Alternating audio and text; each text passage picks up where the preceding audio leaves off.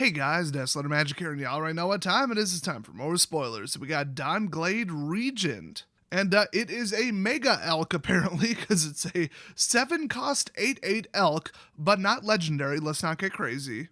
And when it enters the battlefield, you become the Monarch, aka the King or Queen of Elks. You would think that would be Oko, but at this point, Wizards has lost their damn minds. So as long as you're the Monarch, permanents you control have hexproof. Widespread hexproof, that's pretty good. Still, this is a 7-cost. It's not that great, and as soon as you're not the Monarch, you lose that ability. Next up, Terramorphic Expanse, which is literally just Evolving Wilds. The world will never know why they felt the need to make this card. Next up, Absolute Classic with Absolute Classic artwork. It's Counterspell. It's just a universal counter any spell for double blue. It's like they're taunting us. Everybody wants this card in Modern, and they refused to put it in Modern Horizons, which was the set where they took older staple cards and moved them up to post 8th edition, basically, so that they could be in Modern as well as Vintage and Legacy, and yet they didn't put Counterspell in it. And then they put it here, which is not Modern legal. Come on, guys. I love that artwork, though. Next up, Arcane Denial.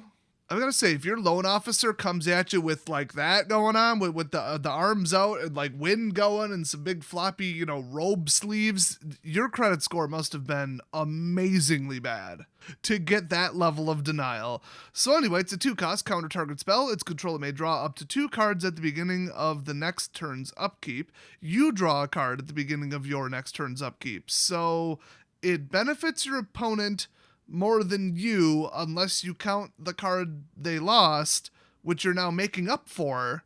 So from a card advantage standpoint, this technically does nothing, but I guess, you counter a really good spell, whatever, but, just run Counterspell? Next up, it's Ishai Ojutai Dragon Speaker. It's a 4-cost blue-white 1/1 legendary creature, bird monk, mythic, so this is going to be good. Flying, whenever an opponent casts a spell, put a 1/1 counter on Ishai, and then partner. So that's it. So this is one of the, flying as a mechanic, 2-color, whatever decks that they're obviously trying to put together, mostly for the purposes of draft. And this is supposed to be what you're supposed to partner the other one with. And all it is a bird that gets bigger that costs 4 and probably shouldn't be a 1/1 right off the bat. How many spells do you think they're going to cast before this thing gets blown up? Just saying. And then every time you reset it to the command zone, it resets to 0 counters. You're going to get the, oh, look, it's flying boost a little bit, but this is just, it's so slow, it's so delayed, and it counts on your opponent to do something as opposed to, top decking lands and doing nothing. Well, then you can sit there with this and do nothing right along with them. I very much question the strategy of this card.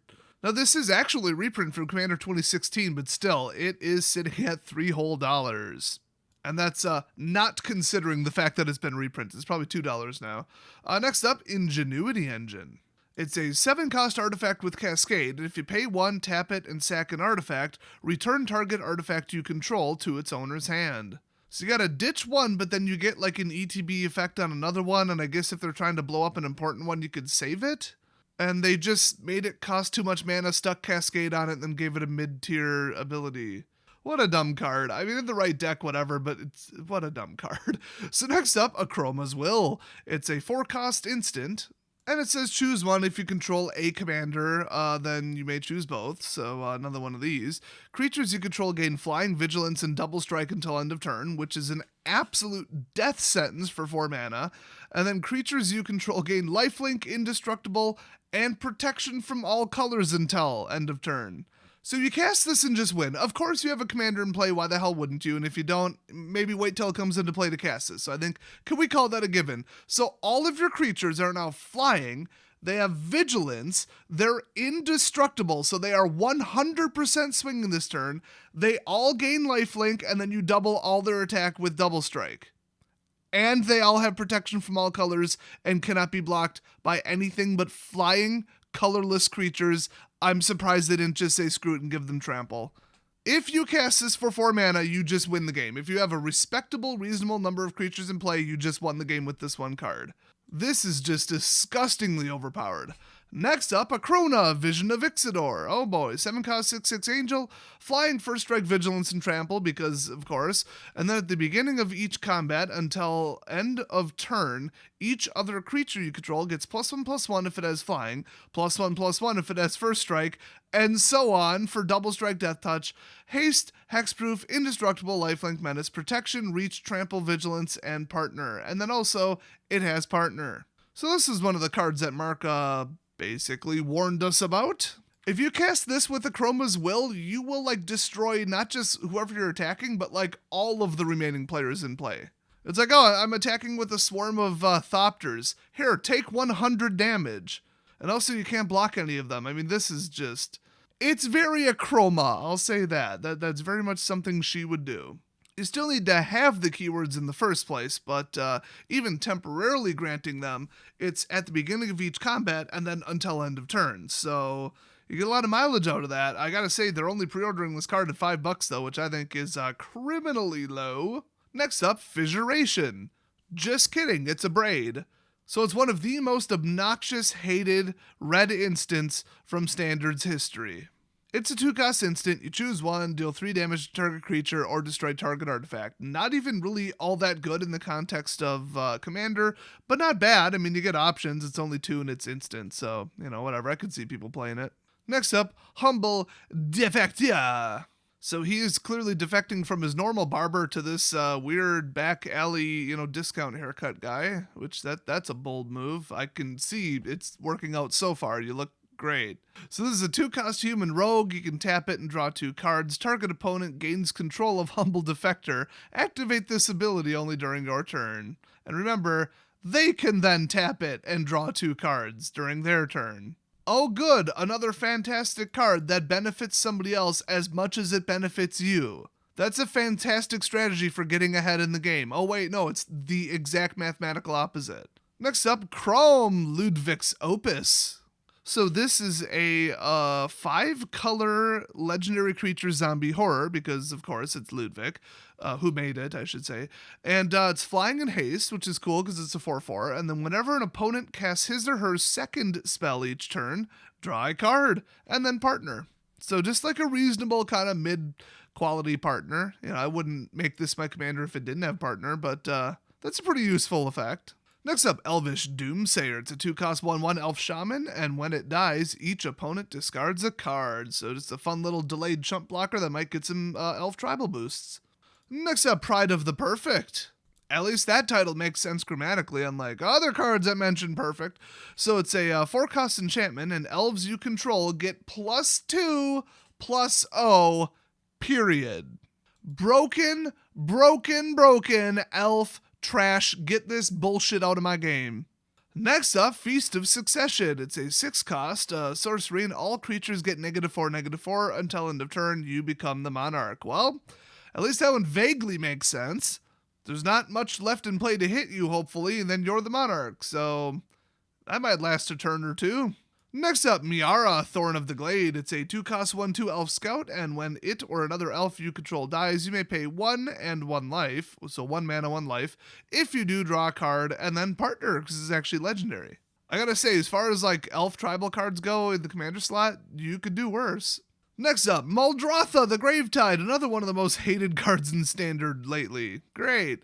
Legendary creature, elemental avatar, it's a 6/6 for 6, and during each of your turns, you may play a land and cast a permanent spell of each permanent type from your graveyard. So in other words, recast your entire graveyard. And then, since you already got the use of the spell twice, you then exile it, right? No, it goes straight back to your graveyard. You can now cast your entire graveyard every single turn. My hate for this card is unimaginable. The Dominaria version of this card that just cycled out is still $10 retail because this is such a stupidly overpowered card. You put this in your commander slot, you're just going to win every single game the second it comes out. You're going to need a metric buttload of mana, but, still. And yes, creature spells do count in this ability, so you can resurrect all of your creatures once per turn forever. Next up, Quain Intrometido Interante. Or as we like to call it back home, Magic Jackalope. Oh wait, no horns. Nope, it's just your traditional legendary creature rabbit wizard then. So it's a 2-cost 1/3, and each player may draw a card if you tap it. Then each player who drew a card in this way gains 1 life. So you're benefiting your opponents, once again, exactly the same way in the same amount as you're benefiting yourself, which once again is a fantastic way to progress the game. What the hell were they thinking? I get it. There's a deck called, what is it, Group Hug or whatever, where you try to like help everybody, and then because you're helping them, they don't attack you. I like my deck, which is if you attack me, I am going to ruin your entire board state. So attack somebody other than me until you absolutely have to, or you are going to pay dearly for it. That's a better strategy than, well, I guess it's time to cut off this idiot who keeps benefiting everybody and thinking that it's going to make me not attack him. Next up, it's Alma de Eternidade, so Soul of Eternity. 7-cost creature avatar, nice artwork there, and its power and toughness are equal to your life total, because why shouldn't it be? No, seriously, why shouldn't it be? I think there's a Sarah card that costs less than this. And then also it has Encore 9. So they thought they got rid of it once, you could bring it back one more time with Encore. And by one more time, I mean just run Muldrotha and summon it every single turn. I hate Muldrotha so much. In fact, it's probably Muldrotha and I don't even care. Next up, some new artwork for Swords to Plowshares, a classic card that used to be worth money before they printed it to hell and back. In fact, I think I remember it being $6 or $7. I mean, even the alpha one is below 1,000 right now, which is pretty damn bad. Not counting grading, of course, but yeah, this is actually pre-ordering at $3, so it looks like that card finally recovered in price. Wouldn't have thought. I mean, it was in Masters 25 and Iconic Masters, and I thought those drove it down below $2. But wow, I guess people really want this because it's a 1-cost instant exile card. I mean, it's pretty good. Now, unfortunately, its controller gains life equal to its power, but that's like a really, really subpar consolation prize. So next up, it's Bell Borca, which, my god, if my name was Bell Borca, I would change it. Spectral Sergeant. So Bork here is a 4-cost legendary creature, Spirit Soldier. I bet he's going to do something with equipment. Note the converted mana cost of each card as it's put into exile. Already that sounds like more work than I want to put in, but go on. Bell Borca, Spectral Sergeant's power is equal to the greatest number noted for it this turn. That could not possibly be worded any more awkwardly. Who the hell wrote, designed, and approved this card? So at the beginning of your upkeep, exile the top card of your library, and hopefully don't deck yourself. You may play that card this turn. So without further exiling assistance, which how and why would you exile your own cards otherwise? I mean, it's not impossible, but like, why would you do that? Assuming it's, in this deck, a creature or equipment, okay, cool. Maybe he's like a 2/5, 3/5, 4/5. I mean, you can get him up to like maybe 10 or something with, a 10 CMC spell, which now I guess you have to cast this turn or it goes away. So it's a little bit weaker than actual card draw, full-blown 2-1 it's in your hand because you only have one turn before it just stays in exile. So it's like unpredictable, unreliable. You sit there and burn through cards, and if it's a card you really needed and you're like short on mana, it's now gone for the rest of the game. So I really don't like anything about this card, except the artwork, I guess. Next up, Gatudo Impulsivo, which is Impulsive Goblin. It's a 1-cost 1/1 creature goblin pirate, and when it dies, create a treasure token, and then he has Encore 4, which is just kind of nice to do early game, get it going, get those pirate hits in. A lot of on-hit abilities in Pirate Land. Next up, we got Captain Vargus Ira, who is wearing more clothing than the average pirate ship's crew put together. It's a 2-cost 1/1 legendary without partner, but whenever he attacks, pirates you control get +1/+1 until end of turn for each time you cast a commander from the command zone in this game. So if you got him out for like 6 or 8, I mean, you swing with, I guess, him, he has to be included, and then a bunch of other pirates, they'll get a massive boost. It's a little roundabout, but I mean, it's not terrible. And despite being red, they didn't give him haste. Just think about that for a second. So next up, it's Jared Cartholeon, True Heir. And he's a 3-cost in the color combination that is commonly referred to as just literally name one of 10 different country flags. So Mr. Jared Viva la Mexico Cartholeon here says that when he enters battlefield, target opponent becomes the monarch. And then you can't become the Monarch this turn, so we're already just absolutely off to Value Town. And then if damage would be dealt to Jared Cartholeon while you're... Cartholeon, I'm already sick of saying his stupid name. If damage would be dealt to Jared while you're the Monarch, prevent that damage and put that many 1/1 counters on it.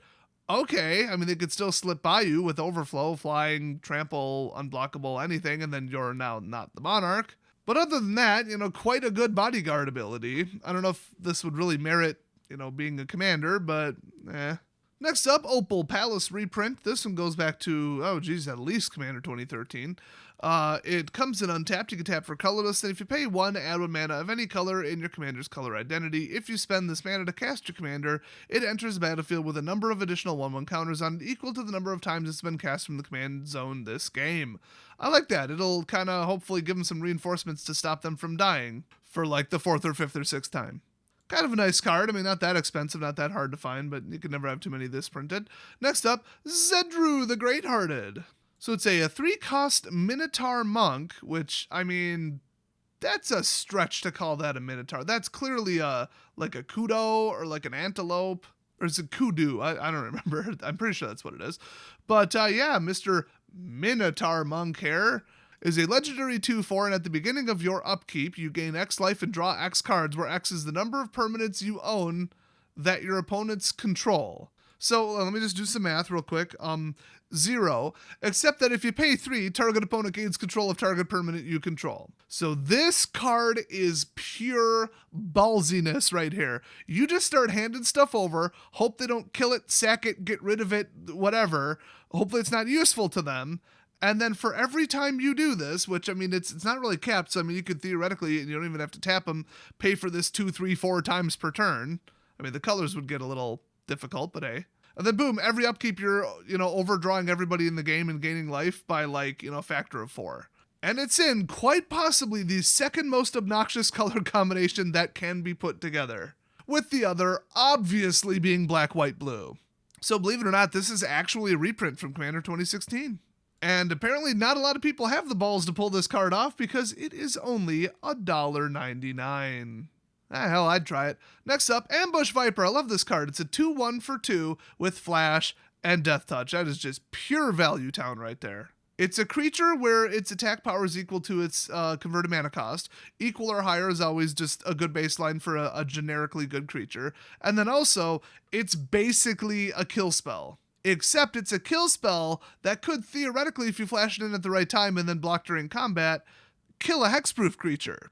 So I mean, do not underestimate the power of a flash death touch creature. Next up, Body of Knowledge. It's a 5-cost creature avatar, not legendary, and its power and toughness are each equal to the number of cards in your hand, and then you have no maximum hand size. If you're playing blue and you're drawing enough cards for this to be relevant, you're probably kind of an asshole. Who knows? Maybe it's a Sphinx tribal deck, or maybe you're not letting anybody cast any spells. Next up, Court of Ire. It's a 5-cost enchantment in red, and when it enters the battlefield, you become the Monarch. At the beginning of your upkeep, Court of Ire deals 2 damage to any target, but if you're the Monarch, it deals 7 damage to that player or permanent instead. Wait, so 2 damage to any target, but then if you're the Monarch, 7 damage to that player or permanent instead. So now you can't target a creature, but you're now the Monarch and don't want to get hit by creatures, but because you're the Monarch, you can no longer target creatures. Do I even need to give you my review of that card? Next up, Saboteur Ausada, or something like that. It's Daring Saboteur. This card's kind of neat. It's a 2-cost human pirate, and it can't be blocked this turn if you pay 3, which is nice. I mean, it's only 2/1, but I mean, it's a pirate and it's hitting. And then by itself, it has whenever it deals combat damage to a player, you may draw a card if you do discard a card, which, okay. But then also other pirate on hit effects, which are super hot in this set. Not bad, not amazing, but not bad. Last time this was legal in Standard, pretty much nobody played it, though. Next up, we got Guildless Commons, a.k.a. the Loser's Table. So this is a brand new uncommon land. It enters battlefield tapped, and then when it enters battlefield, return a land you control to its owner's hand. That is mandatory, and then you can add double colorless. So there are a bunch of lands that do this. I just call them trampoline lands because I forgot what anybody else calls them. But they come in tapped, and then I think it's like your choice of a combination of 2 colors, so it's like double blue, blue, white, or white, white. I think that's what they generate, something like that. But then they come in tapped, and they tap for 2, but you can't use it that turn, and also you're out of land. However, you could have tapped that land for mana ahead of time, so it's not the end of the world, but it's a very second or third rate land archetype. And this is colorless on top of it, and it's only pre-ordering at 35 cents. So probably not as good as you might be thinking. I mean, landfall though, that might be worth it. Next up, Marath, Will of the Wild. It's a mythic elemental beast, legendary creature. 0/0 for 3, but when it enters battlefield, it enters with a number of 1/1 counters on it equal to the amount of mana spent to cast it, which is just another way of writing what that other one did. So the more times it's come into play from the command zone, the more counters it gets. Then if you pay X, remove X 1/1 counters from Marath, and choose 1, X can't be 0 by the way, because that would be utterly broken.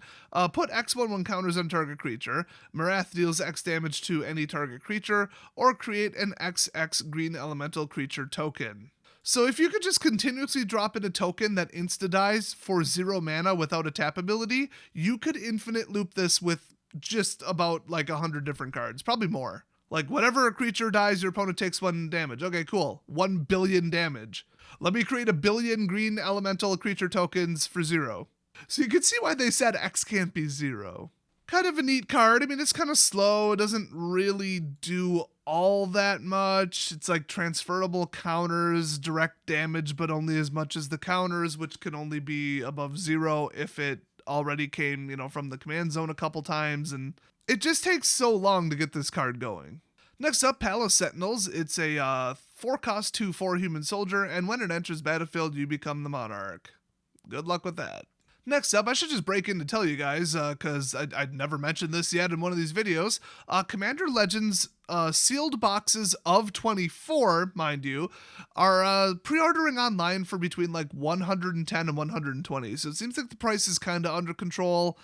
That's still not great. I'd like to see it maybe 10 lower.